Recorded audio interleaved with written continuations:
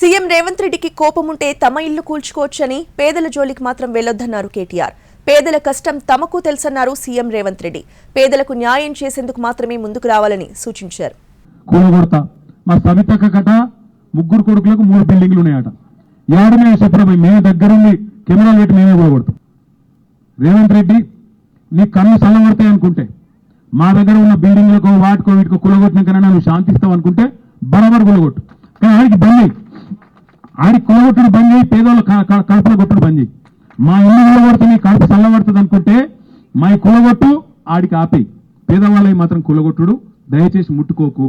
ఓ పేదోడికి జీవితాంతం కష్టపడి కొనుక్కుంటానో కట్టుకుంటానో అది కూలిపోతే దుఃఖం ఉంటుంది. దుఃఖం ఎంత ఉంటుందండి, ఇంకా బతకడం కూడా దండగా. ఈ భూమి ఇట్లా పగిలిపోయి అందులో కూరుకుపోయి చచ్చిపోయినా పర్వాలేదు, ఏంది బాధ అని ఉంటుంది. 20 ఏళ్ళ నుంచి ప్రతిపక్షంలో ఉన్న పేదోడు బాధ తెలియకుండానే నేను ఇంత దూరం వచ్చినా. కానీ ఆ బాధ ఉన్న పేదోళ్ళని ఎట్లా ఆదుకుందామో చెప్పండి అంటున్నా.